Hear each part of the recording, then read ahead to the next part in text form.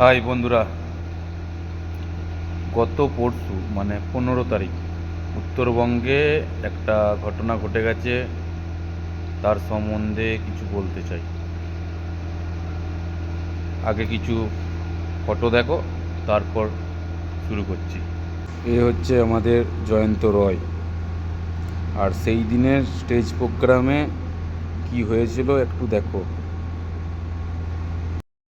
তো যার ফটো দেখলে কেশব দে সবাই চেনে, ভারতবর্ষের বহুত বড় গায়ক, ইন্টারন্যাশনাল গায়ক। তো ওর সঙ্গে যে রয়েছে তার নাম হচ্ছে জয়ন্ত রয়। তো জয়ন্ত রয় একজন কন্টেন্ট ক্রিয়েটার, সেও স্টেজ প্রোগ্রাম করে ছোটোখাটো।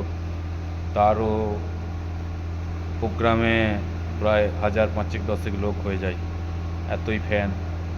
তো একজন কন্টেন্ট ক্রিয়েটার হয়ে আর একজন কন্টেন্ট ক্রিয়েটারকে কীভাবে এত স্টেজ ভরা পাবলিকের সামনে অপমান করে, সেটাই হলো আমার মূল কথা।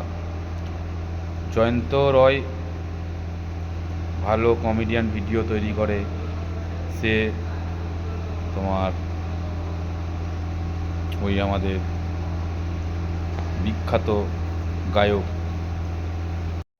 কেশব দে ওকে গিয়ে প্রণাম করছে স্টেজে।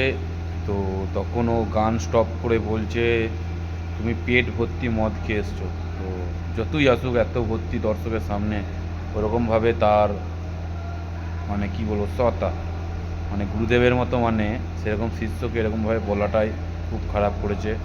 আর আদেও খেয়েছি কি খায়নি সেটা বড় কথা নয়, বড় কথা এলো কেশব কি নিজেই গান বানায় এটা জানার আছে। অন্যের গান চুরি করে সে তার গলায় গায়, এটাই কি ঠিক? আমার তো মনে হয় এটাই ঠিক। যদি কেশব অত বড়ই গান মানে গায়ক হতো, যেমন আরও লতা মঙ্গেশকর রয়েছে, আমাদের জিৎ গাঙ্গুলিদা রয়েছে, আমাদের জুবিনদা ছিল স্টেজের মধ্যে, ওদের কাছেও তো গান স্টপ করে অনেকজন দেখা করতে যেত, প্রণাম করেছে, জড়িয়ে ধরেছে। কই তারা তো কাউকে অপমান করেনি। আমার তো মনে হয় ও হয়তো গানটা ভুলেই গেছিলো, মাঝখানে স্টপ হতে হলে গানটা হয়তো সে ভুলেই গেছে, আবার কোনখানে সে স্টপ করেছিল, কোনখান থেকে শুরু করবে, এই একটা প্রবলেমের জন্য হতে পারে এরকম কিছু রিয়েক্ট করেছে। গানটা থামিয়ে তার মনে এই গানটা আর ধীরে ধীরে মানে ধরতে পারবে না, তাই সে এরকম করেছিল। তো আমার এই কথাই হলো, আমাদের উত্তরবঙ্গবাসী প্লাস আমাদের ওয়েস্ট বেঙ্গল যারা কন্টেন্ট ক্রিয়েটার, আমি তো একটা ছোটো সামান্য জাস্ট এই শুরু করেছি, আমার কথা ছেড়েই দাও, আমি কোনো দিন ওদের মতো হতে পারবো কি না সেটাও ব্যাপার আছে, বা পৌঁছাতেই পারবো না সেই জায়গায়। তো আমাদের উচিত এটা বিরোধিতা করা।